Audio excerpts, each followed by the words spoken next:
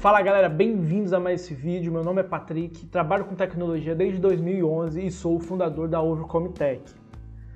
Hoje vamos estar falando um pouquinho sobre roteadores, sobre aplicação, sobre cenário e vamos dar um exemplo prático de um orçamento que foi feito e vamos estar apontando os erros de um orçamento em relação ao outro, para vocês entenderem um pouquinho mais sobre a questão de roteadores.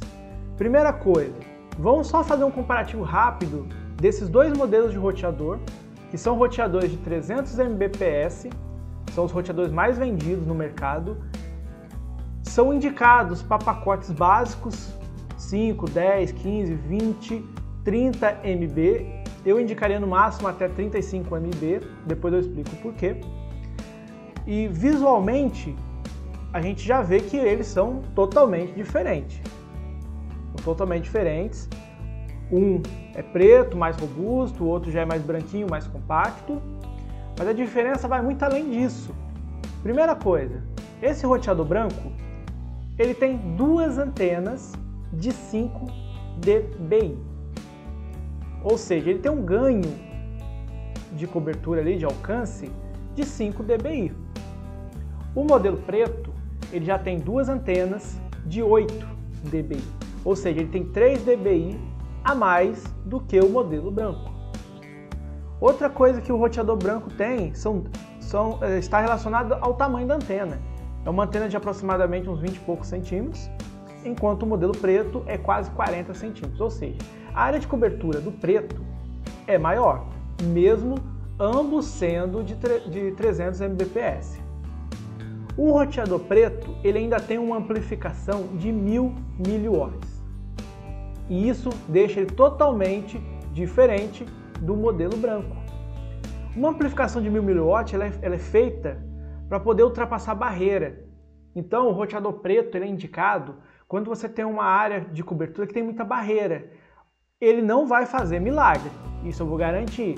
Mas ele tem uma área de cobertura muito maior do que o modelo branco simples. Esse modelo branco aqui ele é mais simples. Ele é mais indicado assim para uma área que tem pouca parede, não tem uma área de cobertura grande. O preto ele já pega uma área um pouco maior, porém dependendo do cenário, por isso que eu falo, tem que ver o cenário. Dependendo do cenário, às vezes você vai precisar de dois equipamentos para cobrir totalmente a área. Mas só nesse comparativo desses dois roteadores, a gente já consegue ver que existe um roteador para cada aplicação. Existem modelos diferentes de roteador. Roteador não é tudo igual. Infelizmente, o que a gente vê muito no mercado são várias marcas de roteadores e os clientes comprando o roteador por preço, não pela qualidade, não pela aplicação e por serem leigos, muitas vezes, eles não têm uma noção do cenário. Existem detalhes que a gente tem que prestar atenção quando vai comprar um roteador. Não é só chegar lá, olhar o mais barato, olhar o mais bonito, o que tem mais antenas e comprar. A primeira coisa que a gente tem que observar é o padrão do I3E desse roteador. Se ele é dos modelos mais antigos, mais básicos, que é o modelo BGN, ou se ele já é aquele roteador que é voltado para hipervelocidade, que seria o AC e o AX, que já é do Wi-Fi 6, uma nova tecnologia que está chegando no mercado. Isso aqui tem muito a ver com o pacote contratado. Dependendo do pacote contratado, você vai estar optando pela aquisição ou do modelo BGN ou por já modelos de hipervelocidade como AC, AX e etc. A questão de porta, se as portas são Fast Ethernet ou são Gigabit. Isso também vai depender muito dos pacotes que forem contratados. Por quê? Se for pacotes até 100 MB, você pode optar por um roteador modelo AC ou AX e o roteador pode ter porta Fast.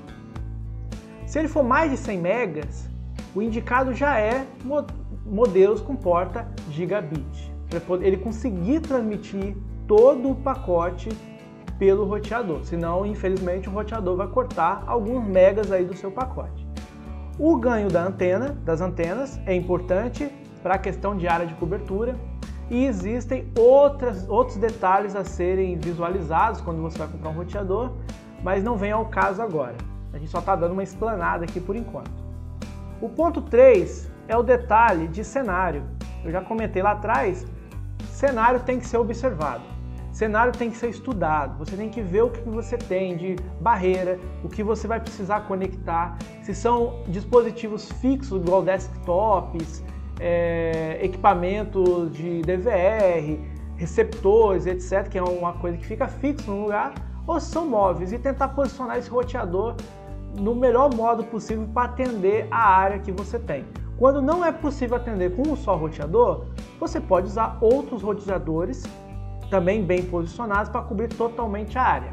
Então o cenário é uma coisa muito importante e o que a gente vê, nós que atendemos ao cliente final, o que a gente consegue visualizar é que muito cliente acha que é só pendurar o roteador, colocar o roteador ali, ele tem por obrigação cobrir a área toda, e não é bem assim. Até a posição da antena interfere no sinal. Isso aí a gente também vai falar em outro vídeo, a questão de posicionamento de antenas. Outro detalhe muito importante, o limite de hosts logados simultaneamente. O que seria isso? Seria basicamente o número de dispositivos que podem ser logados nesse roteador ao mesmo tempo. O roteador não foi fabricado para você colocar quantos equipamentos você quer em cima dele e ele ser obrigado a fornecer internet de qualidade a todos eles. Por isso que existem roteadores para cada função. Roteadores mais simples, ele tem a capacidade de ter menos usuários logados ao mesmo tempo, e roteadores mais completos, mais caros, por muitas vezes, né? Ele tem um limite maior porque ele foi fabricado para alto tráfego, para acessos simultâneos e etc. O ponto 5, não muito importante, mas tem a sua certa importância, a gente não pode descartar, é a questão da marca. Marca de roteador é sim importante. Por quê?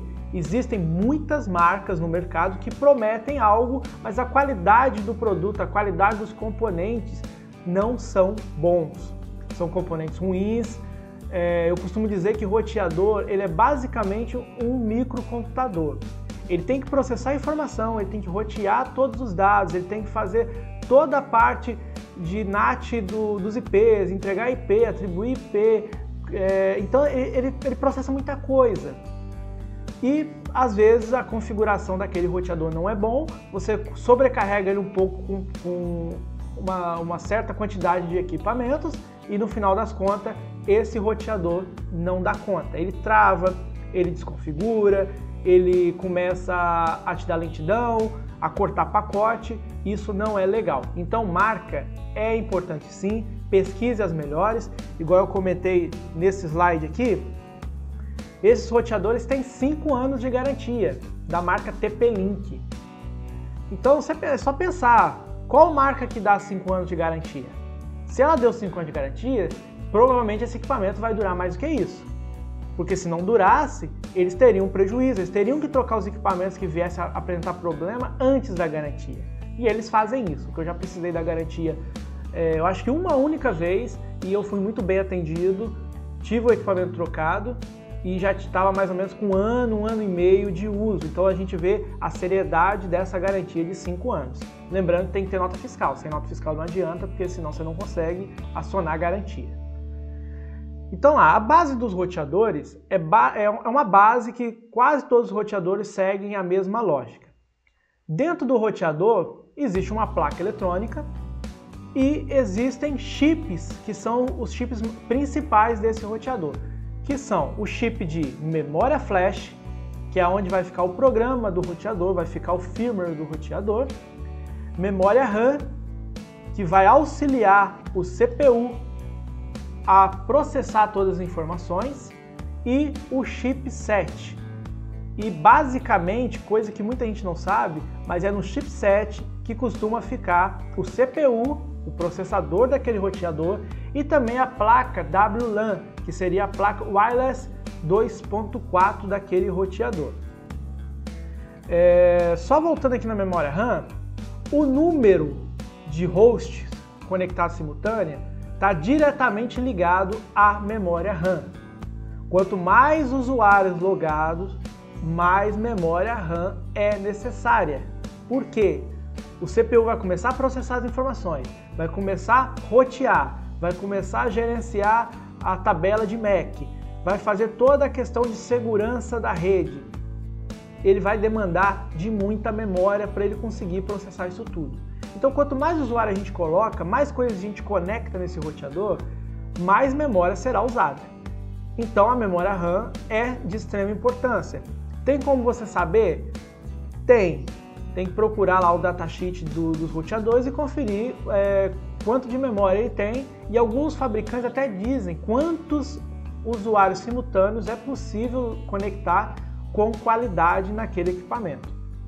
Em relação ao chipset, quando a gente fala que dentro do chipset, dentro de um chip, tem a placa WLAN 2.4, seria a rede comum que todo roteador tem. Aquela rede básica, por exemplo, dos roteadores de 2 antenas, dos roteadores de 3 antenas, de 1 antena, 2.4. Quando a gente já tem roteadores do modelo AC e do modelo AX, que ele tem mais antenas, ele também tem duas bandas, que seriam a banda 2.4, onde a placa WLAN está dentro do chipset, e ainda tem mais um chip que faz a função do WLAN 5 GHz. Então é um chip separado. Por isso que eu coloquei aqui que alguns modelos específicos, no caso AC e o AX, ele tem um chip específico simplesmente para essa placa WLAN. Vou mostrar um exemplo aqui, igual eu tinha comentado no início, é de um orçamento que a gente participou, a Overcom participou. Ainda não saiu o resultado do orçamento de um condomínio, mas a gente conseguiu montar mais ou menos o cenário da concorrência e a base do nosso cenário. Não colocamos o nosso cenário completo, mas colocamos ele bem estruturado, para mostrar a diferença de um orçamento para o outro. Esse cenário aqui, que é da concorrência, na verdade a gente deduziu o que eles iriam fazer pelo material que eles indicaram. Por isso que eu digo, conhecimento sólido nesse setor é de extrema importância. O segundo slide que eu coloquei nesse vídeo era o meu currículo. Por que eu coloquei aquilo? Porque hoje no mercado, muita gente está indo para o YouTube, ler material, assistir vídeos e conferir as coisas, e depois acredita que já está especializado naquele setor, que pode aplicar em qualquer projeto que ele já sabe fazer. E não é bem assim. Conhecimento no setor de telecomunicação, ele é vasto. Existem muitas certificações, muitos cursos, muitos bootcamps, muitos treinamentos. E se fosse um setor tão fácil, tão simples de se mexer, fosse só chegar e pendurar roteador, lançar um cabo, conectar e criar usuário e senha do Wi-Fi, não tinha necessidade desse tanto de curso. Então, esse cenário aqui foi baseado basicamente no material que aplicaram, porque seria um dos únicos modos de montar com o material que foi apresentado pela concorrência. Então vamos começar aqui, ó. Primeiro, existe o bloco A e o bloco B desse condomínio, é um prédio de 2 torres. A gente tem 4 andares, que seria o primeiro andar, segundo andar, terceiro andar e cobertura. Essa nuvenzinha representa simplesmente que está chegando internet aqui. Essa internet vai sair lá do provedor, vai vir pelos postes, vai cortar uma cidade e outra até chegar nesse prédio, aonde ele vai estar adentrando e possivelmente chegando no bloco B, porque é onde chega todo o cabeamento que vem da rua. Uma coisa importante que a gente tem que prestar atenção aqui é que o pacote contratado é de 200 MB. 200 MB. Esse cabo que entra do provedor, a gente chama de drop, que é um cabo de fibra, de um FO, de uma fibra só, que ele é usado somente para atendimento ao cliente. É um cabo mais flat, mais fininho, que ele serve para atendimento ao cliente. Quando esse cabo chega no cliente, o primeiro equipamento que ele vai se comunicar é com a ONT do provedor, que é um equipamento que basicamente ele vai pegar o sinal luminoso da fibra e vai converter em sinal elétrico. O provedor, ele só fornece esse equipamento, ele entrega esse equipamento na função de bridge, que seria em ponte. automaticamente você precisa ter um roteador após essa ONT para fazer a descagem do link, certo? Então, esse é o primeiro problema desse cenário. O roteador do primeiro andar, lado B, ele está fazendo muitas funções ao mesmo tempo. Primeira coisa que ele está fazendo é discar o link. Para discar o link, ele vai ter trabalho de processamento e vai demandar questão de memória RAM. A outra falha dessa estrutura é que todos os roteadores são de 300 Mbps comum, ou seja, ele não é de 1000 mW. Mas por que teria que ser 1000 mW aqui? Outra palavra difícil, mas por que tinha que ser 1000 mW? Porque é um prédio, tem laje grossa, muito mais grossa que de residência para aguentar o estrutural, tem muita parede. Esse roteador vai ficar no corredor, ou seja, ele vai ficar no início dos apartamentos, são 2 apartamentos por andar, ele vai ficar no início e já vai ter uma barreira que é a parede e a laje para ele adentrar até a área do apartamento. Se ele não for de 1000 mW, possivelmente esse roteador ele não vai conseguir entregar cobertura nem até a metade do apartamento. Então quem está no quarto da frente, que é virado para o lado da rua, ou na varanda, já vai ter dificuldade com o sinal desse roteador. Então, segundo erro. Terceiro erro desse projeto seria o quê? Fazer a rede em cascata. Como assim? Um cabo sai do roteador e vai cascateando para os outros roteadores. Isso não é interessante. Funciona, mas não é interessante, porque te dá uma possibilidade de falhas gigantes. E eu vou falar dessas falhas, mas vamos reparar aqui primeiro, ó, ele está cascateando para o bloco B e ainda tem um cabo saindo dele e indo para o bloco A e depois cascateando para os outros roteadores. Qual que é o erro mais comum desse tipo de rede? Vou dar um exemplo aqui, ó. Digamos que o roteador do segundo andar, lado A aqui, ó, ele travou, ele parou por algum motivo, ó, parou. O que acontece? Automaticamente o terceiro andar e a cobertura do lado A não tem mais rede, eles não vão funcionar, eles estarão ligados, mas não vão funcionar, porque esse roteador parou. Vamos dizer que o segundo andar também do bloco B parou, automaticamente o terceiro andar lado B e a cobertura lado B também não vão funcionar. Já perdemos praticamente metade da rede.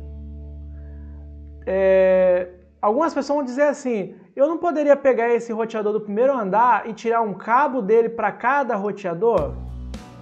Mais ou menos assim, ó. Poderia? Poderia. Seria uma opção, mas ainda te dá a possibilidade de falhas. Por quê? Se acontecer do primeiro andar, lado A, parar, ele para o segundo andar, o terceiro andar e a cobertura. Aí o problema ainda vai ser maior do que o problema de um cascateando para o outro. Então a gente já tem 3 falhas nessa rede, são 3 falhas assim claras, bem claras. A quarta falha, eu digo que é a falha mais comum de acontecer, porque eu já peguei muito caso assim, e é o que a gente falou lá no início.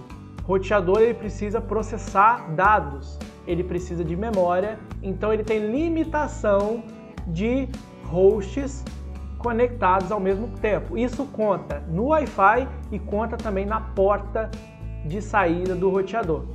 Então, vamos aqui no roteador do primeiro andar, lado B.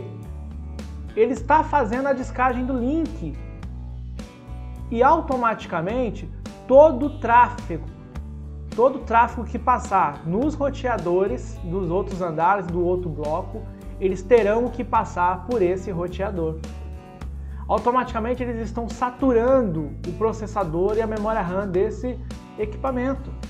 porque ele tá assumindo toda a responsabilidade da rede para discar esse link, então ele precisa discar, precisa rotear, precisa fazer tudo e entregar para a ONT devolver para a fibra e a fibra devolver para o provedor e o provedor fazer todo o fechamento da rede global de internet. Então o que acontece? Esse roteador, além de discar, além de estar recebendo todas as informações da rede, ele ainda está entregando o Wi-Fi nesse andar. Então a gente já tem um leque de falhas que não é interessante. O mais comum de acontecer com esse tipo de roteador que faz essa função, sendo que ele não foi desenvolvido para isso, é travar. E a manutenção mais simples que a gente tem para fazer é tirar da tomada depois de novo. Por quê? A gente tira da tomada, ele vai desligar, vai simplesmente atualizar as informações que estavam ali travadas, você vai recolocar, ele vai discar o link, vai voltar de novo o tráfego. Mas isso vai durar até quando? Ele pode amanhã ou depois travar de novo. E aí você vai ficar nesse ciclo de tira da tomada, põe na tomada, tira na tomada e põe na tomada, o que não é legal. Equipamento que você tira muito da tomada e põe na tomada, isso pode uma hora danificar a fonte, danificar a placa. Não é interessante. Roteador não foi feito para ser desligado. Pode ser? Pode. Mas ele não foi feito para você estar fazendo isso em ciclo. Então vamos lá. Então a gente já achou algumas falhas, assim, muitas falhas, óbvio. E agora entra também os problemas de configuração. Problemas de configuração principal que eu vi aqui. Primeiro, não vai ter limitação de banda.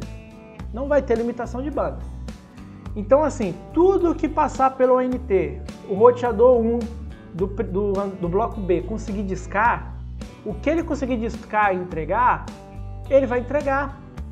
Isso não é legal. Por quê? Vamos dizer que aqui na cobertura, a gente tem uma pessoa com stream de vídeo em 4K.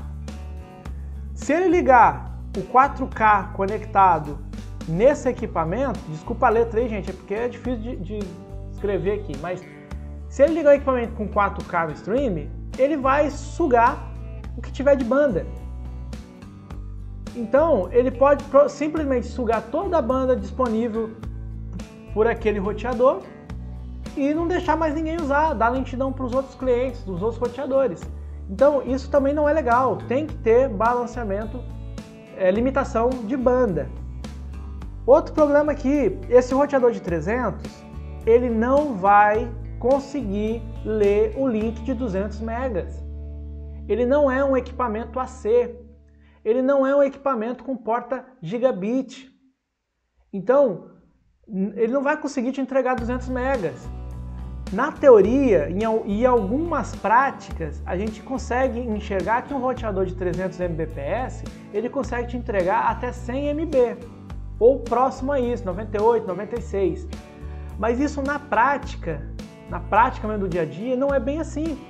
Em vários lugares você vai encontrar que esses roteadores no Wi-Fi, ele consegue te entregar 37 MB só.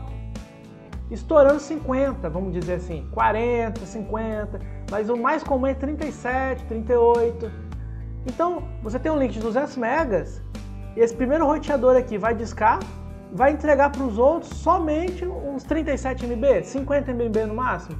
Cadê o resto do pacote? Simplesmente vai ficar sem uso, vai pagar sem usar. Outra situação aqui nesse cenário, esses roteadores não estão configurados com IP de rede. Eles estão todos com IP default, que seria o quê? Padrão de fábrica. Isso é ruim para configurar. Se você precisar acessar um equipamento e ele estiver em rede, você vai ter que tirar ele da rede para poder configurar, porque se você configurar ele com IP default, você sempre vai conectar ao primeiro equipamento da rede. Então, se eu tiver aqui, ó, na cobertura lá do A e colocar para discar o IP default dele, eu vou estar acessando o roteador cada ponta. Isso não é legal, então eu vou ter que sacar o cabo desse roteador do bloco A da cobertura para configurar e depois reconectar o cabo. Isso não funciona, é ruim. Isso é ruim para a rede conseguir fazer toda a atribuição de IP, para poder rotear e etc. É ruim. Então, não vou tocar mais em muitos assuntos aqui, porque senão a gente vai ficar muito tempo só analisando essa rede. Mas essa rede, a gente já consegue ver que ela não foi criada por uma pessoa que é formada na área de telecomunicação. É uma pessoa que ela não tem noção do que ela está fazendo. Ela viu isso em algum lugar, pesquisou na internet e tal, e quer aplicar. Eu não sou contra a pessoa aprender, mas existem cenários, no caso esse aqui é um condomínio, é um cliente comercial. Você não pode entregar para um cliente comercial, para um condomínio, um serviço meia boca. Você deve entregar algo que realmente cumpra com as necessidades daquele condomínio e que dê também um leque de opções futuras. Rede, você nunca monta ela no limite, você sempre tem que montar ela pensando no futuro. Esse cenário 2 seria uma base de cenário que eu montei rapidinho, simplesmente para vocês entenderem a diferença do cenário 1 e do cenário 2 e quais seriam as correções, ou melhor, qual seria a montagem correta a ser feita. O cenário não muda muita coisa, são 2 blocos, bloco A, bloco B. A internet estará acessando pelo mesmo bloco, no caso no bloco B. O link 200 MB, do mesmo jeito, 200 MB. Primeiro acesso vai ser pela ONT do provedor, equipamento de fibra do provedor, e aí já começa a alteração total dessa rede. Essa montagem, ela não está completa, não montei ela completa para não perder muito tempo, porém só o que está montado aqui já entrega a esse condomínio pelo menos, vou ser bem sincero, pelo menos uns 10 a 15 anos de equipamento sem necessidade de alteração. Porque são equipamentos já com na verdade, com uma qualidade, com uma tecnologia que vai persistir aí por bastante anos. Então aqui não vai precisar mexer em muita coisa. Alterar uma fonte ou possivelmente trocar um equipamento por queima de pico de energia, etc., pode acontecer. Mas questão de alterar a rede inteira, muito difícil acontecer isso aí, pelo menos em 10, 15 anos. Isso aí é certeza. Então vamos lá. Entramos aqui com a rede. Primeiro acesso, ONT do provedor. A ONT do provedor converteu a fibra de luz para elétrico e começa o primeiro equipamento que não tinha na outra rede, que seria um roteador AC porta-giga de descarga. Esse roteador, o Wi-Fi dele é desabilitado. Ele só tem a função de discar o link, porque o link vem em PPPoE. Então ele precisa discar esse link para que a internet funcione. A função dele é simplesmente de discar o link e entregar para o próximo nível. Esse roteador ele foi desenvolvido para alto tráfego e para múltiplo acesso. Então ele não é um roteador que vai travar. E ele sendo AC e porta gigabit, ele consegue entregar para o próximo nível os 200 MB sem problema. Ele não vai cortar esse pacote, ele não vai quebrar esse pacote e entregar só um pedaço e deixar o pacote para trás sem uso. Ou seja, contratou 200 MB, ele vai ler os 200 MB e vai entregar 200 MB para o próximo nível. O próximo nível seria o quê? Switch. Um switch /1000. Esse modelo, a porta de entrada que vem do roteador via RJ45 e a saída são /1000. Poderia ser um switch com entrada /1000 e portas fast? Poderia, porque toda essa estrutura vai ter limitação de banda. Então poderia sim. Então vamos lá. Passou do roteador AC, o link já discado, funcionando na internet, ele jogou para o switch /1000. Desse switch, vai ser tirado 8 cabos, um para cada roteador, ou seja, um roteador para cada andar. Os roteadores vão ter a única função de criar as redes Wi-Fi e gerenciar os usuários de cada andar. Eles não vão estar discando link, eles não vão estar fazendo outras funções, eles simplesmente vão fazer somente a parte de rede Wi-Fi. Então, saindo com o cabo, com 8 cabos do switch, cada cabo desse vai entrar numa porta da régua PoE. O que essa régua faz? Notem que essa régua PoE, ela está conectada numa fonte de 12 volts 20 amperes. Esses roteadores que eu coloquei, todos eles são roteadores de 12 volts 1 ampere. Então a fonte já está com uma folga para poder compensar a perca que possa ter de tensão nos roteadores que estão mais longe. Por quê? No próprio cabo de internet que está levando a internet da régua PoE, também está levando alimentação para o roteador. Por que eu fiz isso? Estudo de cenário. Esse cenário aqui, ó, com certeza não teve estudo de cenário. Porque se tivesse estudo de cenário, seria muito claro que criar pontos de tomada nesses corredores desse condomínio é algo inviável. Primeiro porque a gente pode dizer que é gambiarra, porque a tomada seria retirada da iluminação do corredor, fixada no teto, com canaleto, com caixinha de sobrepor, e o roteador seria ligado ali.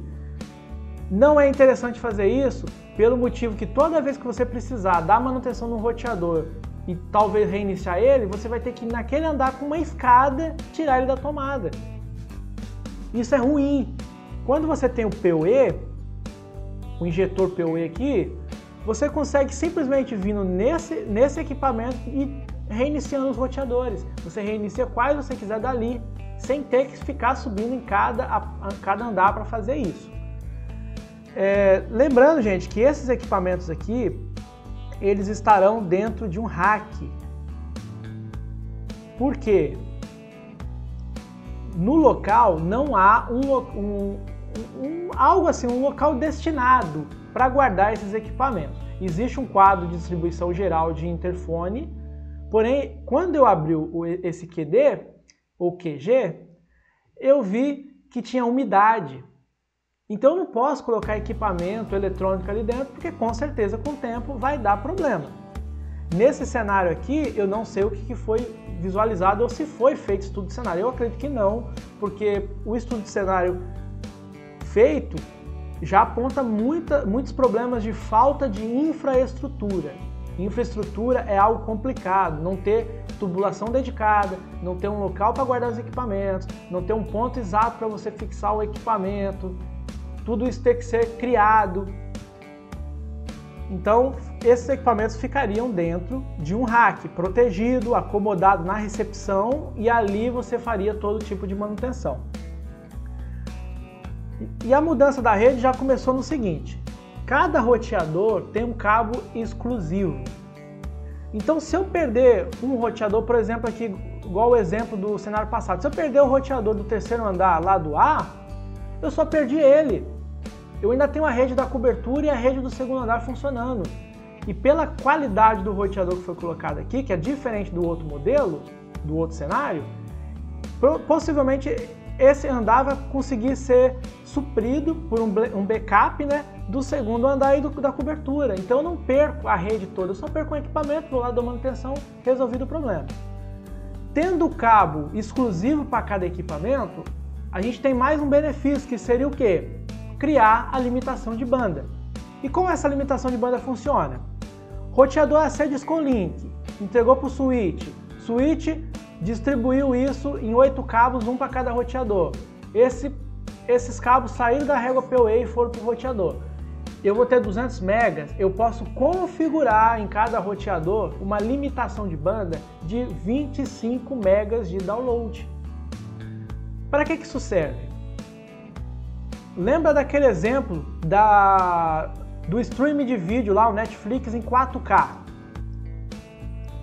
Se ele pendurar no roteador B, da cobertura do bloco B, ele só vai conseguir consumir 25 megas do 200.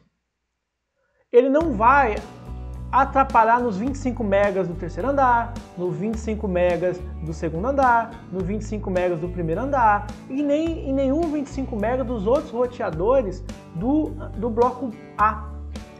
Então a limitação de banda ela serve para você conseguir balancear a sua rede e evitar que alguns acessos, consuma toda a largura de banda disponível. Outra coisa, todos os roteadores aqui são de 300, então ele consegue tranquilamente tocar esse link limitado de 25 MB. Se passar, por exemplo, esse link para 300, é só alterar a limitação, então assim, até 30, 35 MB, todos esses roteadores vão conseguir rodar. Se a gente fizer, por exemplo, 35 MB vezes 8, a gente vai ter um valor total de um possível link que pode ser usado futuramente. Por isso que eu digo, essa rede está estruturada para poder atender outras tecnologias, outros pacotes, outras situações futuras. Por isso que eu disse, é uma rede que possivelmente vai durar aí de 10 a 15 anos tranquilamente, sem alteração brusca, alteração grande.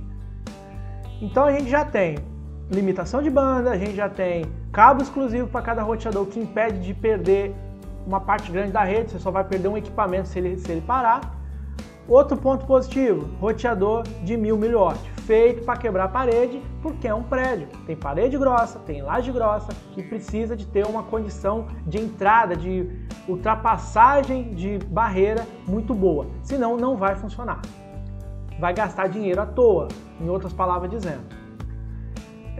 Outra questão aqui, todos os roteadores configurados com IP montado numa tabela na rede.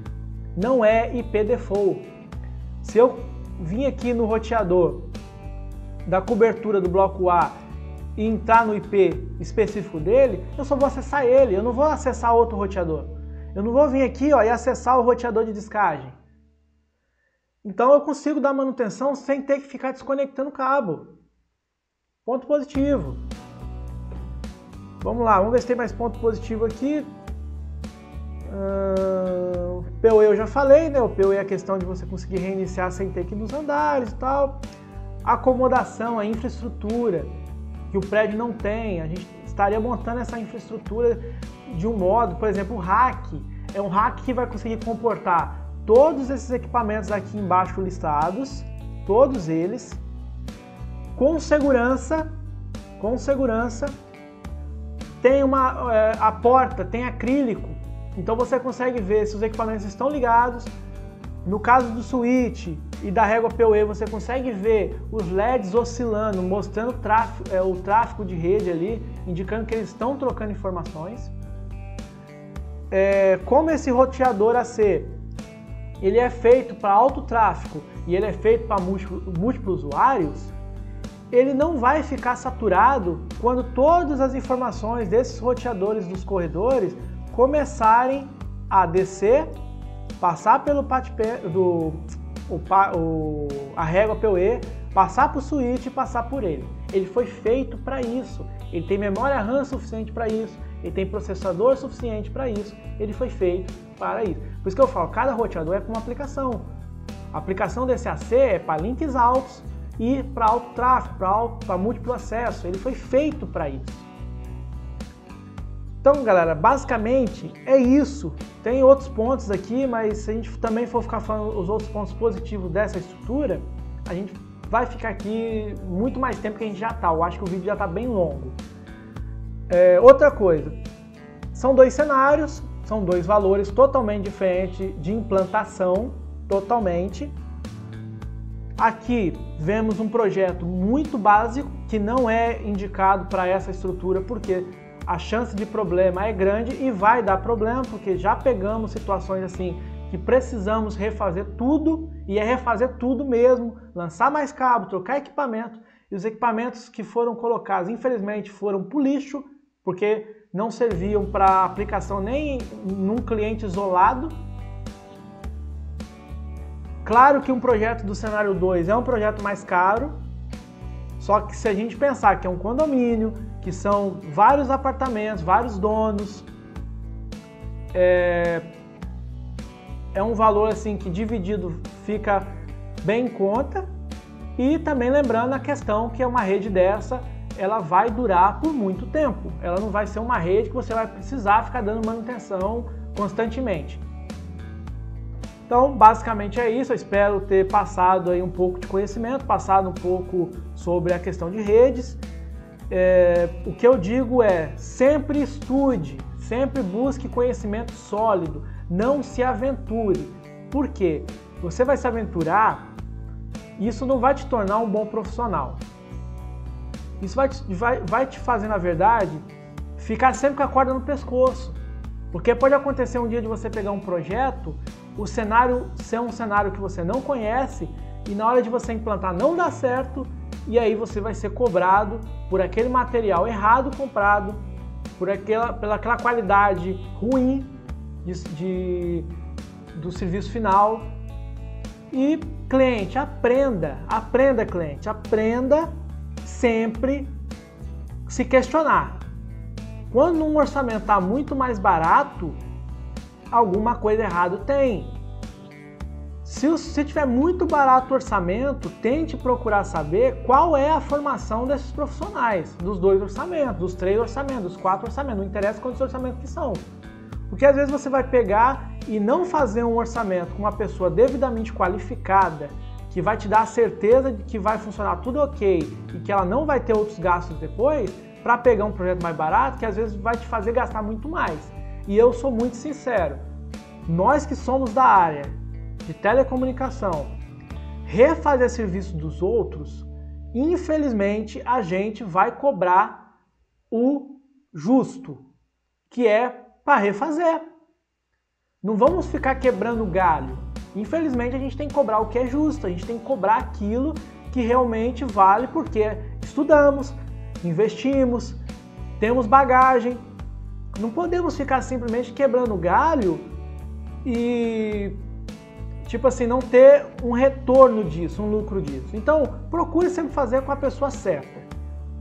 Não olhe muito a questão, empresa, hoje é muito fácil abrir empresa. Hoje tem MEI, hoje tem microempresário, hoje tem isso, hoje tem aquilo. Tem gente que abre empresa, paga, por exemplo, R$54 por mês, se torna empresa, mas e a formação?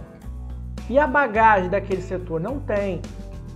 E como a gente está vendo que o setor de tecnologia está em ascensão, o pessoal só está conseguindo enxergar a oportunidade de ganhar dinheiro no setor. Eles não estão preocupados em estudar, eles não estão preocupados em virar à noite, como muitas vezes a gente vira para poder se atualizar. E eu vou falar uma coisa muito real que eu acho que quem for aí da área de tecnologia que está assistindo esse vídeo vai confirmar. Nós estudamos a vida inteira, praticamente. A gente dorme atualizado e acorda desatualizado. Por que isso? A tecnologia evolui rápido, os problemas aparecem e nunca aparecem iguaizinhos, eles tendem a evoluir. E infelizmente é isso, a tecnologia é isso. Então imagina pra gente que estuda, que ainda se acha desatualizado do dia para a noite, ou da noite para o dia, imagina quem não estuda no setor e só se aventura. Então tome cuidado, pense bem, analise, tire dúvida. Estou à disposição aí se alguém quiser tirar alguma dúvida, pode mandar nos comentários do vídeo. Aqui nesse último slide a gente tem as redes sociais da Overcomitech, tem também aqui o meu pessoal. Quem quiser adicionar aí, seguir, pode mandar também mensagem lá que vamos estar respondendo. E por enquanto é só, me desculpe pelo tempo, mas era um tema importante, um tema interessante, eu acredito interessante e justifica o tempo da gravação. Não vou editar, vou postar como está. Fiquem com Deus e até a próxima. Valeu, tamo junto!